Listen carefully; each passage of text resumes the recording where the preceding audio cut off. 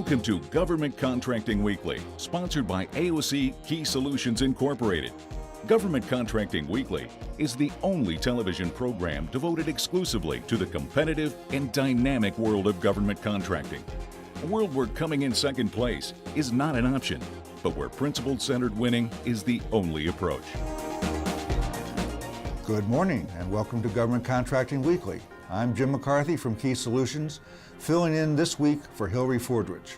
And I want to welcome you to the second part of my conversation with Joe Jordan, the Administrator of the Office of Federal Procurement Policy for the OMB and the White House. Joe, who was appointed by President Obama and then confirmed by the U.S. Senate, has the ultimate authority and oversight for more than $1/2 trillion in government contracts. I began this portion of the interview by asking Joe his take on what some refer to as a four-letter word, LPTA. I'm here with Joe Jordan, Administrator of the Office of Federal Procurement Policy. We're having a great dialogue, Joe, and thank you for your time. I want to ask you a question I know you've been on both private sector and government side, so my question for you is there a gap or a chasm between the government industry and the government procurement workforce and private industry? In other words, do we really understand each other? Has it been your view that that gap is there? Is it widening? Is it narrowing? Talk to me about that a little bit. Okay. So I think there is probably a perception gap, and I would say it is narrowing. One of the big initiatives that we've undertaken in this administration, which I feel very strongly about, is Mythbusters. Yep. So it drives home that you can have dialogue between industry and agency. That can be dialogue where agencies talk to one vendor at a time. That's okay. We don't need every procurement to be quote unquote protest proof. That's not the goal, or that's certainly not the primary goal of an acquisition or of an RFP. So I think we are narrowing that gap. I think to some extent there'll always be some perception gap, and that's okay. That's true probably in any buyer-seller relationship. But I've also found, and as you correctly said, having sat on both sides of it, that when you're able to just take a pause for a minute and walk a mile in the other person's shoes, it really does help. And so that's what I try to do when I have dialogues both with our contracting officer workforce and with our industry partners, is say, look, here are the things that the other side is feeling. Some of them very legitimate, some of them are just perceptions, and what can we do to dispel those myths, to work better together, because at the end of the day, collaboration is going to lead to the best outcome for the taxpayer. So you mentioned Mythbusters, and it is a campaign that has gotten a lot of attention and visibility in our industry and in our market.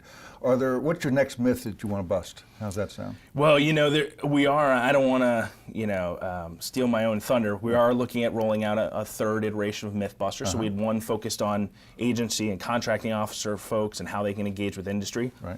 Another on focus on industry and how they should engage and communicate with agencies. And now we want to take kind of the remaining questions that are still pervasive in our community and say, here's the myth and here's how we're going to bust it. And then it's just a matter of putting all these things together and building the awareness around them, because I think we've got the right answers, we've got the right tools, we point to the right FAR clauses, but we need to make sure everyone knows about these things. We certainly look forward to reading that. It's very interesting reading, just from a standpoint of just kind of watching what you're thinking and what's going on. Here's another four-letter word, LPTA, low price, technically acceptable. First of all, what are your views on LPTA in general? Can you talk to me about that? Absolutely. I think that low price, technically acceptable does have a place in the acquisition system. I think that when you're talking about a more base level commodity where price is really the driver, the rest of the cost factors are standardized, that LPTA is perfectly acceptable and makes a lot of sense in acquiring goods that way. I would not want to buy my heart surgeon based on LPTA. I would likely do best value. Yeah. So when you're talking about more complex requirements, I think that there's an important equilibrium where you don't want to drive all of the standardization and try to force fit what should be a best value competition into an LPTA environment. I've heard some folks say that the government is beginning to equate the two terms, which we know technically, according to the FAR, they're different. But as a practical matter, many contracting officers are said to be viewing low price technically acceptable as best value. In other words, our best value is low price. So what's your reaction to that? I think there are good components of that, and what I mean by that is let's get a holistic understanding of the cost drivers in a particular contract or in a particular acquisition we're going out for, and then can we make those part of the technical requirements because we know what a standard practice is or what a best practice is, and then that would be able to give us more understanding and focus on just price as the remaining differentiating factor. However, that doesn't work across the board, so I would certainly not say that LPTA and best value should be equated in all cases. In your view, they're not either? No, they're different. But I do want to move away from a nebulous concept of best value, which sometimes leaves open the potential that the agency is paying for costs that maybe it shouldn't. And a strict adherence to LPTA in all cases because, contract officer risk averse. So the key to winning a procurement might very well be the ability to demonstrate both low price and best value. Any thoughts on how that ought to be done or could be done? I mean, first of all, do you agree with my premise? And then is it possible to achieve that? I both agree with your premise, and I think it ties perfectly to what you began this part of the conversation with, which is myth busting and having that contractor community, acquisition, contracting officer community dialogue. Because contractors can frequently help the agency take costs out of the system. And then that lowers prices for everyone. And we can share in those savings. And that gets more vendors wanting to play there. And it's just a really good cycle that we want to engage in. Excellent. Your comment earlier, you made about myth busting, and I want to come back to an element of the acquisition process. And I guess what I'd like to know from your perspective is whether or not LPTA is something that is here to stay, or will we expect the pendulum to swing somewhere back in the direction of best value, the traditional best value kinds of selections? So I think that LPTA as a concept, as a tool, as a method for awarding contracts in the right cases is here to stay. So and I it's think here to that's the stay. right thing, but I don't think that's mutually exclusive with using best value where best value is the appropriate way to conduct a competition. So I view them in a healthy acquisition system both being utilized in the right cases, and we all have a good, spirited, analytically driven dialogue about what the drivers of cost are for that commodity category. Got it. As you will see, Joe Jordan has a special passion for the myriad of issues facing small businesses today, not the least of which is direct access. Let's take a look.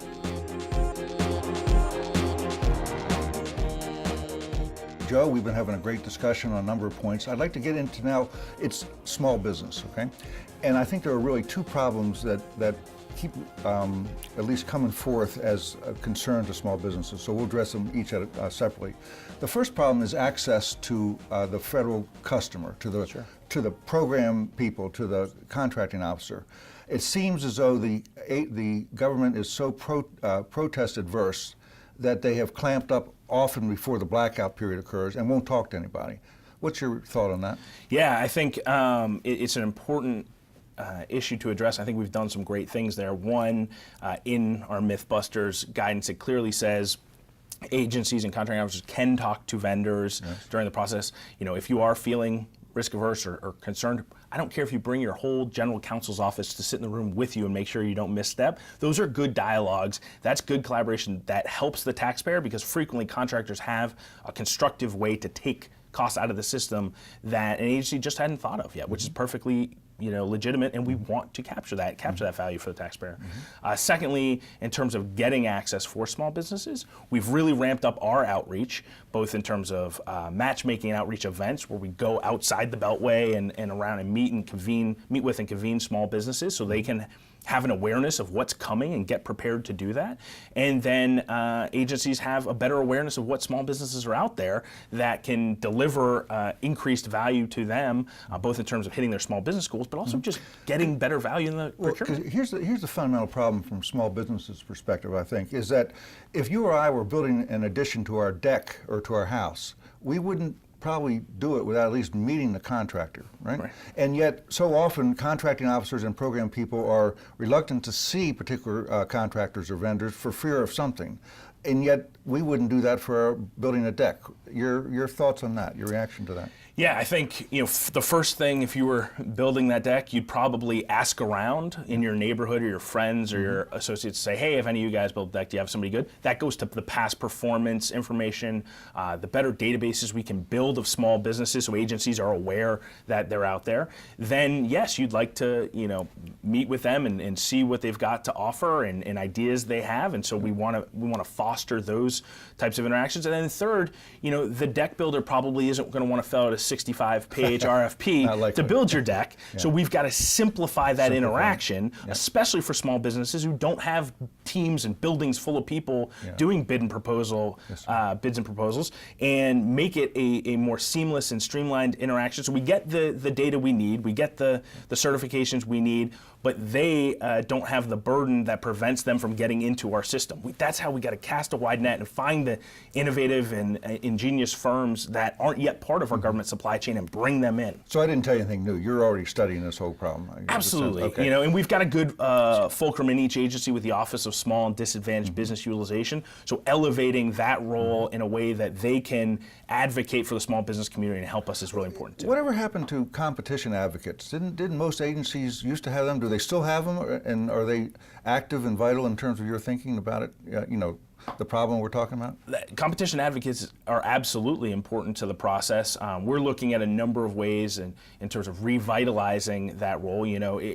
It's got to be a piece of the overall acquisition continuum within an agency, the acquisition system. So part of the planning and exactly. So we don't want to have an imbalance in that particular function, but we do want to make it part of the overall conversation for sure. What if I were to ask you, could contracting officers consider themselves, or should they consider themselves to be competition advocates? Isn't that in the end in the public's best interest? Jim, that's a great way to think about it, because sometimes in our world, terms become, they drive visceral reactions like competition advocate, as opposed to what those words actually mean. An advocate for good, robust competition that's going to lead to best results for the taxpayer. And so, using the spirit and instilling that in all of our contracting officers makes a lot of sense, and that is what they should be thinking. Okay, good. Well, thank you. Still on the subject of small business, the second challenge that small businesses often face, I'll say they join a team led by a big company, the prime contractor.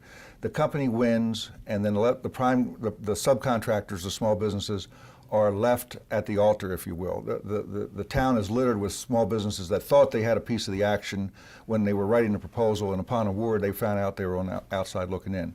Your reaction to that?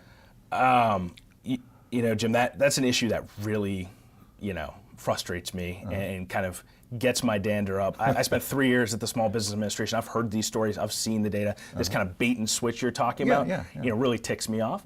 We were able to partner with Congress through the Small Business Jobs Act to strengthen the subcontracting regulations that prevent some of this bait and switch. Now, to be fair to large primes, there are occasions, because of the length of some of these RFP processes, that by the time award happens, the small business subs that they thought they were going to work for don't have the capacity because they've moved on to other things, they've done other things, and that's fair. But that whole, hey, we said we're going to use a service-disabled vet in the proposal. We didn't necessarily say we were going to use you, even though you were the one who did all the work and helped us get the award. That is not okay with me. And so we're at OFPP partnering with SBA and all the agencies to really get that bait and switch nonsense out of the system and make sure that small business subcontractors are protected and are maximized. And maybe it begins with the teaming agreements. Maybe that some of the teaming agreements on their face are just flawed, and there isn't the protection that both parties think they have or need or want. What's your thought on that? Yeah, I mean, I think I totally agree with you, and I think that that's a big reason why Congress, in that Small Business Jobs Act, set up a teaming pilot program, which SBA has been running and has driven some great success in terms of both outcomes and learnings. Also, we revitalized the regulations around joint ventures and how do those work, and making sure that there's no pass-through or any of that sort of stuff, but it's actually exactly what it's intended to be, where small businesses can learn from a mentor and someone who's got the skills and experience that can be very beneficial to their growth and development, and that really pays off for everyone. Okay. Today, everyone is looking for a leg up on the competition. As we rejoin Joe Jordan, I begin by asking him, who has the advantage in today's market, the incumbent or the challenger?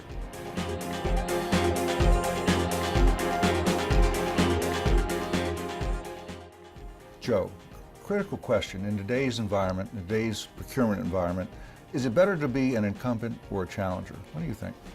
You know, Jim, I'm not sure there's an innate advantage to either side. And why I say that is because with our increased focus on past performance, if you're an incumbent who's done a great job and delivered or hopefully over-delivered for the agency, then great. You know, I think you've got a leg up on continuing to perform that function.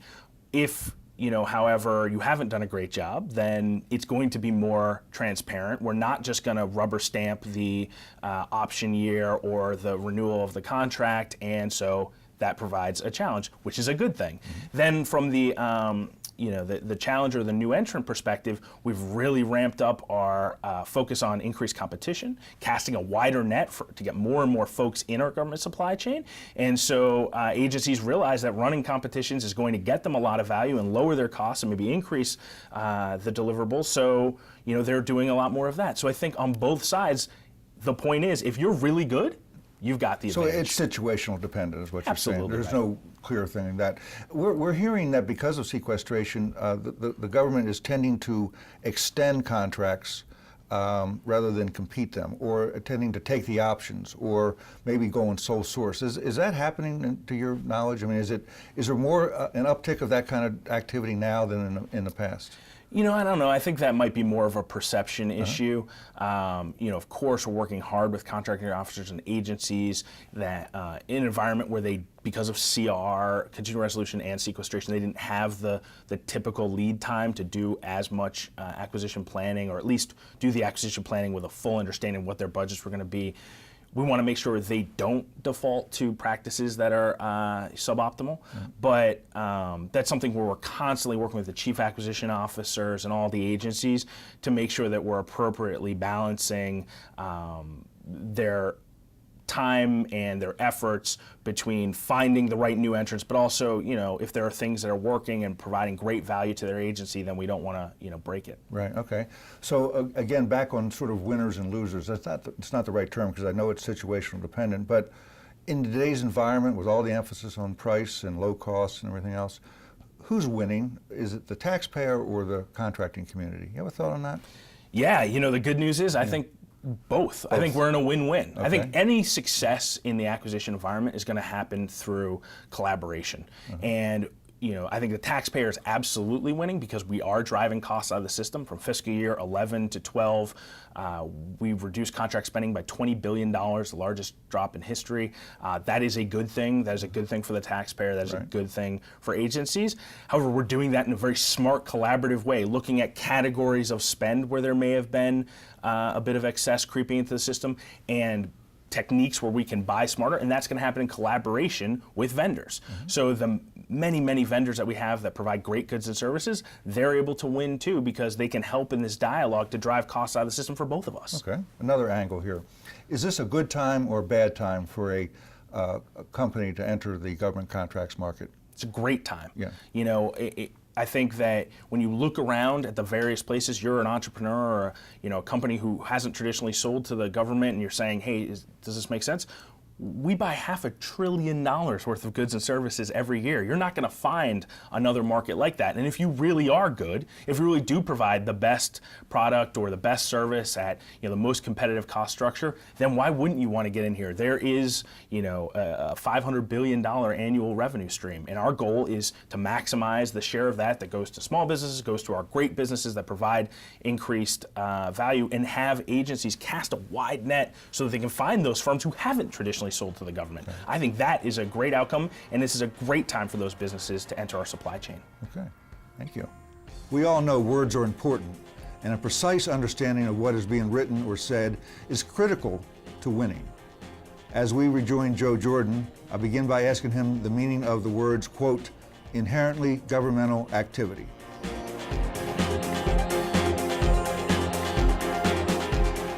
Joe, let me ask you a question. We hear the term inherently governmental activity all the time. Is there a chance that because of the reliance that government now has on private sector that somehow that line is going to be blurred, or is being blurred, or will be blurred in the future? Any thoughts on that? You know, I think there's a concern that in the past some of that blurring had occurred, and that's why during this administration we released a memo on inherently governmental activities, saying very clearly if an activity is inherently governmental, it's so intricately linked with the public interest that it has to be performed by a federal employee, you got to bring that in-house. Now, if it's closely associated with that, or if it's a critical function, you don't have to insource it, but you do have to take a hard look at those functions and make sure that they are, if they're contracted out, they're appropriate to be contracted out, and they've got the right management and oversight from a federal employee of those activities. So that, you know, I think we're in a good place on that, but it is an area where we're constantly monitoring and working with agencies to ensure the right equilibrium. Okay, thank you. One of the things I know you're working on, because I've seen some of your writings on it, is the whole subject of strategic sourcing. Yeah. So the question that industry might pose to you would be, is it real? Is it smoke and mirrors, or is it just a gimmick? What's your thought on that? It's absolutely real. You know, strategic sourcing is probably my top priority as administrator. And it's not bundling. It's not, you know, just always using our government volume and scale to drive prices down.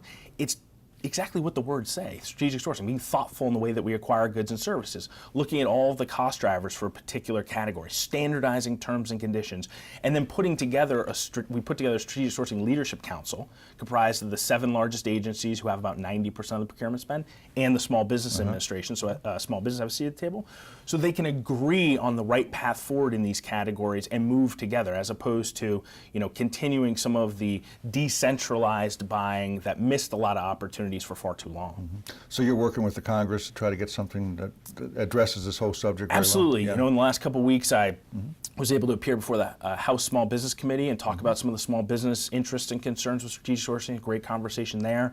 And then on Monday, I was able to talk to the Senate Homeland Security and Government Affairs Committee about how we can move forward with strategic sourcing in the smartest, most beneficial way. Okay. Here's a question I wanted to ask you if I ever met you. I was going to ask you this question anyway, so let me do it now. It's that if you were appointed emperor for the day, and you could change one thing about the federal procurement practice, climate and environment and all that stuff, and you knew with absolute certainty that if you decreed it, it would be changed, what would that one thing be?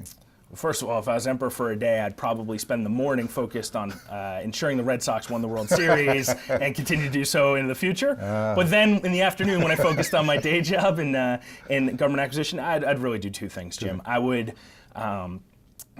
ensure that our contracting officer workforce felt empowered to be innovative, take smart risks, and used fact-based, data-driven analysis in all of their decision-making. And then secondly, to help support that, I would align all of our systems and technological processes to collect, analyze, and display the right pieces of information around past performance, prices paid, interagency contracts, all of those types of things, so that contracting officers had a wealth of information at their disposal. Now, the good news, I plan on doing both of those things. Even if you're not emperor. Even just as a lowly administrator for Federal Procurement Policy, they're just probably going to take a little longer. Yeah. Okay, well, that's good. The next question would be, it's still on the subject of sort of reform and so on. You know, when sequestration hit, a funk, if I can use that word, descended upon this town, or at least upon the government contractors. I know you're working hard. Give us some reasons for optimism. Why should industry be optimistic at this point? How about that? I think there are a lot of reasons for optimism in the government contracting world. I think one, you look at the level of collaboration between agencies and contractors, and I feel like we're in a good place and moving in an even better direction in terms of myth busting, using data to drive our decision making, and really working together for the best outcome. I think second is in a never waste a crisis mindset. Agencies need to find a way to buy smarter, need to build the right supplier relationships. This isn't a nice to have anymore, it's a critical necessity, and that drives some real excitement in the good, innovative contractors that I talk to who want to provide exceptional value to the government, who are true patriots and want to give great goods and services at very low costs, an opportunity to engage in that dialogue and find a receptive and willing partner in the federal agency. So I think there's a lot of reason for optimism, and I'm really excited about where we're going. Well, certainly you're a reason for optimism with all the passion that you bring to the job. I can tell you that. Do you like your job? I love my And job. what about it? What do you like about it? It's got the two things that I'd want in any job. It's hard and it's worth doing. You know, I come to work every day and there are a number of difficult challenges and thorny problems that I get to engage on. I get to do it in a collaborative way and go out and talk to all sorts of businesses and entrepreneurs, as well as agencies and contracting officers, and figure out how we can come up with great solutions. And it's worth doing because we spend $500 billion in government contracts every year. I don't need to make it perfect.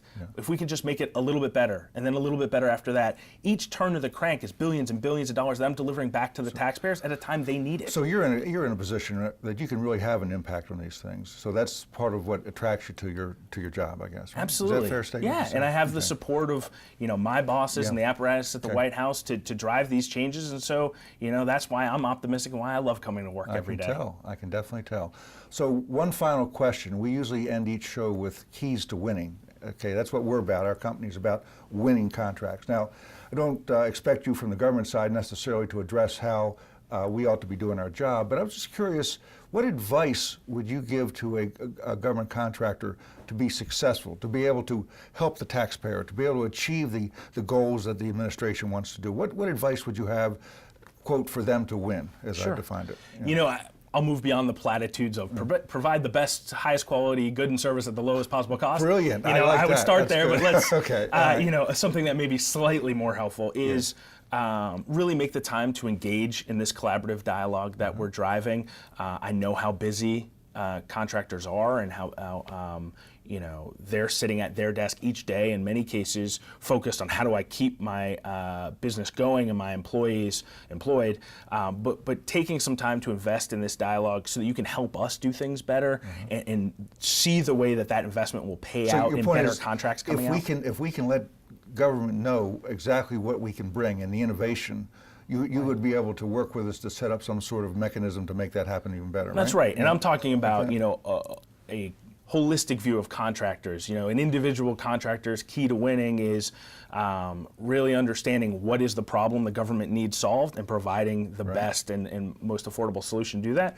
But for all contractors, we can win together if we collaborate on finding structural process improvements that'll be sustainable over time and lead to a better engagement with the vendor community. Not putting words in your mouth, but the key to winning then would be collaboration, not competition. Certainly not conflict. Absolutely, between the yes. customer and us, Having a right? collaborative, not an adversarial stance in your engagement with your client. Right. Thank you. Appreciate you being here. I'm telling you, you're full of enthusiasm. I enjoyed it, and I know our audience will too. Thanks, Jim. It was a really enjoyable conversation. I really want to thank Joe Jordan, the administrator of the Office of Federal Procurement Policy for the OMB, for sharing his thoughts on such a wide range of critical subjects. His passion for his mission is inspiring, and we're all very grateful that he chose to take time out of his incredibly busy schedule to speak to the Government Contracting Weekly audience. And I'd like to thank you for making Government Contracting Weekly a part of your regular learning experience. I'm Jim McCarthy from Key Solutions. See you next week.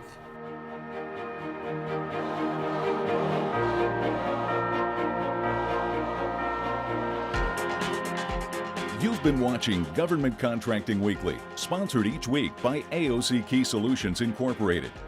Government Contracting Weekly is the only television program devoted exclusively to the competitive and dynamic world of government contracting. For additional information, comments, questions, or suggestions, please write us at governmentcontractingweekly.com.